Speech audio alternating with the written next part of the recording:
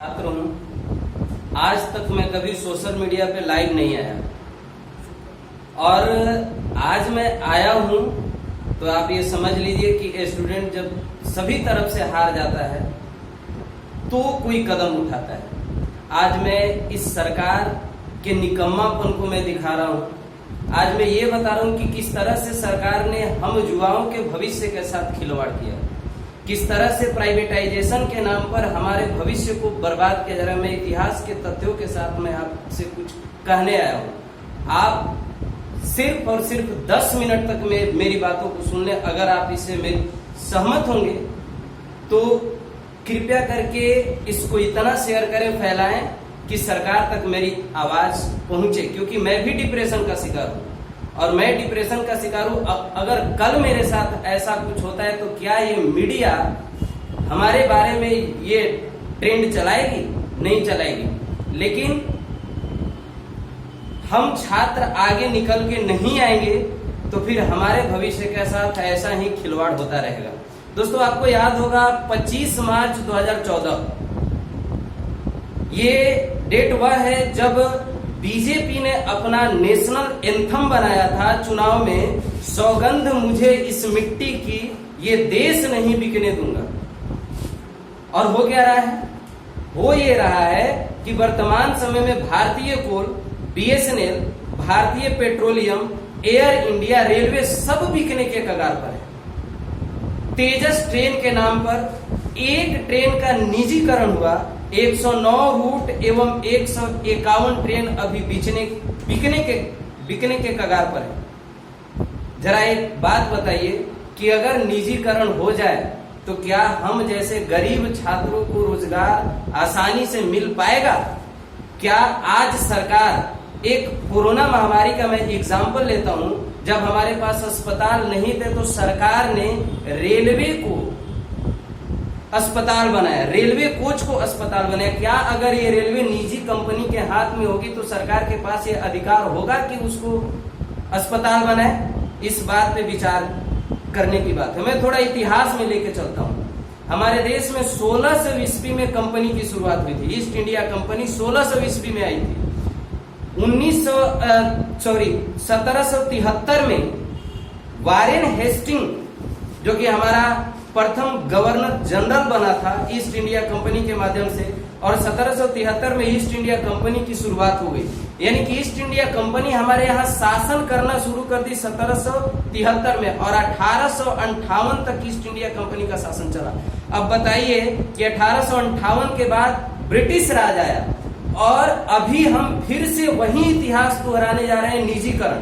तो एक बार कंपनी के कारण जो चीजें हम झेल चुके, जिसके लिए आजादी की लड़ाई हुई, फिर वही कंपनी शासन हम क्यों दोहराना चाहते हैं? क्या इससे हमारा भविष्य बर्बाद नहीं होगा? इस पे गौर करने की बात है।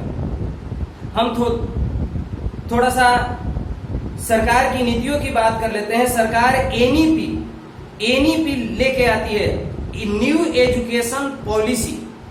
ठीक है, अच्छी बात है, हम इसके समर्थन में। बट आप जरा ये बताइए कि पुरानी पॉलिसी में स्कूल में टीचर नहीं है कि छात्रों की पढ़ाई हो, तो फिर इस एनईपी का फायदा क्या? ये एनईपी किस लिए? पहले पुरानी शिक्षा व्यवस्था को आप दुरुस्त कीजिए। आप बताइए कि ये क्या सक्सेस होगा? जमीनी स्तर पर कैसे सक्सेस होगा, ये हमें बताइए, ये मेरा प्रश्न है। एनआरए, नेशनल रिक्रूटमेंट एजेंसी, सरकार घोषित कर देती है, इस पे वाहवाही लूटी जाती है, मीडिया वाले इस पे बहुत चर्चा करते हैं, सरकार की तारीफदारी करते हैं। लेकिन आप ये बताइए कि वर्षों से जो एग्जाम फंसा हुआ है, सीजीएल का रिजल्ट नहीं आ रहा है, सीएचएसएल, एसएससी का रिजल्ट नहीं आ रहा है। रेलवे 2019 में जब इलेक्शन था तो रेलवे एनटीपीसी ग्रुप डी का फॉर्म आता है, कहा जाता है फरवरी में फॉर्म आता है, कहा जाता है कि जून से सितंबर के बीच एग्जाम हो जाएगा। और जून से सितंबर में जब इलेक्शन बीत जाता है तो सरकार ये कहती है कि कैंडिडेट ज्यादा है इसलिए एग्जाम आसानी से नहीं हो पा रहा है। फिर ये कहती है कि हमें एजेंसी नहीं मिल पा रहा है। आप बताइए कि रेलवे, एनटीपीसी और ग्रुप डी को मिलाकर लगभग 3 करोड़ छात्रों ने फॉर्म अप्लाई किया और एक छात्र से 500 रुपए लिए गए। सरकार ने इतने पैसे लिए, क्या इतने पैसे देने के बाद भी उसको एजेंसी नहीं मिल रही है? एग्जामिनेशन कराने के लिए। तो जब अगर ऐसी बात है तो सरकार, आप ये हमारे भविष्य के साथ साथ सरकार खिलवाड़ क्यों रही है? आज मेरा ये दर्द है और मैं डिप्रेशन में हूं और मैं ये आप सबसे शेयर कर रहा हूं।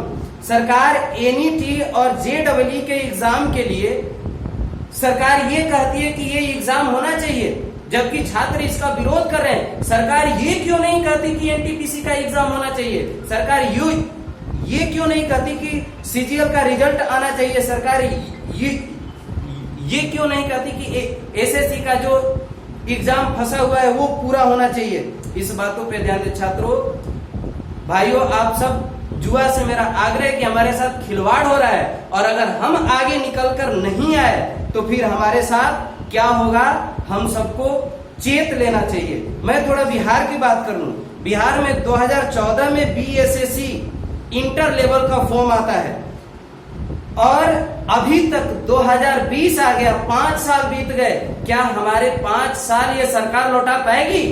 5 साल में जो हमारी बर्बादी हुई है, 5 साल हम इंतजार करके बैठे हैं कि हमारा एग्जाम होगा। या तो एग्जाम होता है तो पर्चा लीक के नाम पर कैंसिल हो जाता है, या फिर कोर्ट में फंस जाता है, या रिजल्ट फंस जाता है, या फिर भ्रष्टाचार में फंस जाता है। हमारे भविष्य के साथ ऐसा खिलवाड़ क्यों हो रहा है? 2019 में दरोगा का फॉर्म आया था, बिहार दरोगा का, उसका अभी तक एग्जाम नहीं हुआ, लेकिन इलेक्शन है तो 2020 में फिर से फॉर्म आ गया। भाई साहब, एक फॉर्म को भरने में औसतन 1000 रुपए लगते हैं। मैं गरीब फैमिली से बिलोंग करता हूँ, ये 1000 रुपए मैं कहां से लाऊंगा? 1000 रुपए करके ये महीना में लगभग 2-3 फॉर्म आ जाते हैं, एग्जाम का पता नहीं, रिजल्ट फंस जाता है, कोर्ट में फंस जाता है। तो बताइए हम लोग क्या करें? अब ऐसे में हमारे पास रास्ता क्या बचा है? आप जरा सोचिए। सरकार, अब आप बताइए कि मैं बात कर लूं जो नौकरी कर रहे हैं, ऐसा नहीं है कि सिर्फ हमारी समस्या है, जिनकी नौकरी नहीं हुई है, जो कंपटीशन की तैयारी कर रहे हैं, उनकी समस्या सबकी है। रेलवे का निजीकरण होता है तो किराया बढ़ेगा, क्या उसमें गरीब यात्रा कर पाएगा?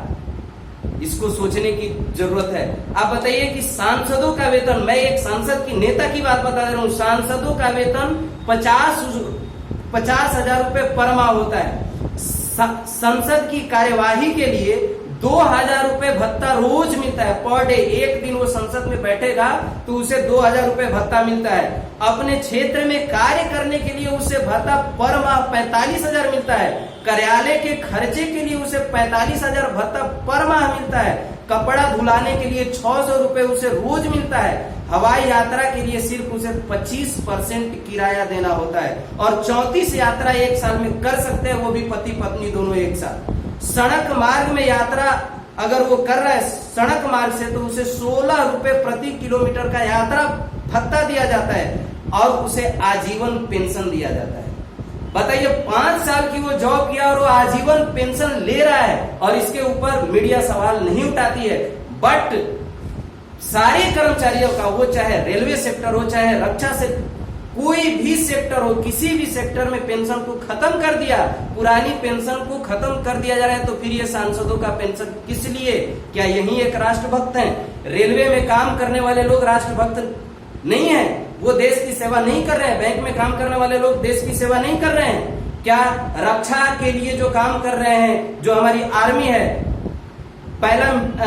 पैरामिलिट्री फोर्सेज हैं, क्या वो हमारे देश की सेवा नहीं कर रही हैं? तो एक तरफ इनके 5 साल के जॉब के लिए, सिर्फ 5 साल के लिए आजीवन पेंशन दिया जा रहा है। वो भी पेंशन, एक जिला पार्षद अगर विधायक बन जाता है, विधायक से अगर वो सांसद बन जाता है, तो उसे 3-3 पेंशन मिलते हैं। इस देश में उसे 3-3 पेंशन दिया जाता है। और हम 40 वर्षों तक जो जुआ जॉब कर रहे हैं किसी भी सेक्टर में, वो 40 वर्षों तक, 60 वर्षों तक जॉब करते हैं, फिर भी उन्हें कोई पेंशन नहीं। तो दोस्तों, हमें जगने की जरूरत है। अगर हम नहीं जगेंगे तो फिर हमारे साथ ऐसा होता रहेगा और फिर हमारे साथ वो होगा जिसकी हम कल्पना नहीं कर सकते।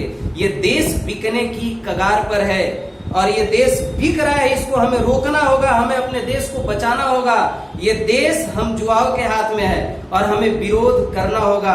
विरोध का मतलब ये नहीं कि सार्वजनिक संपत्ति को नुकसान पहुंचाना, क्योंकि विरोध सार्वजनिक संपत्ति को नुकसान पहुंचाकर नहीं की जाती है, क्योंकि वो भी हमारी संपत्ति है। सार्वजनिक संपत्ति हमारी संपत्ति है, तो हम उस तरह का विरोध नहीं होता है। हमें महात्मा गांधी के उस थ्योरम को ध्यान रखना होगा। महात्मा गांधी जो कहते थे नॉन कॉपरेशन, नो कॉपरेट, यानी कि हमें सरकार के इन पॉलिसी के साथ कॉपरेट नहीं करना चाहिए। हमें निजीकरण का विरोध करना होगा, हमें एनईपी का विरोध करना होगा, हमें एनआरए का विरोध करना होगा। ये अच्छी नीतियां हो सकती हैं, बट पहले पुरानी स्थितियों को सुधारा जाए। सरकार ये कहती है कि हम निजीकरण इसलिए कर रहे हैं क्योंकि देश का विकास हो, आपको सुविधा मिलेगी। अरे भाई साहब, हम इलेक्शन आपको देश बेचने के लिए दिए थे कि आपको विकास करने के लिए दिए थे? आपको हमने वोट दिया, आपको पार्लियामेंट में बिठाया, आपको प्रधानमंत्री बनाया, आपको देश की बागडोर आपके हाथों में दी। क्या आपके पास ये कैपेबिलिटी नहीं है कि हम विकास कर सके जो आप बेच रहे हो? अगर कैपेबिलिटी नहीं है तो किस बात के सांसद में बैठे हो? इस्तीफा दो। क्योंकि अगर कैपेबिलिटी है तो आप बेचो नहीं, विकास करो।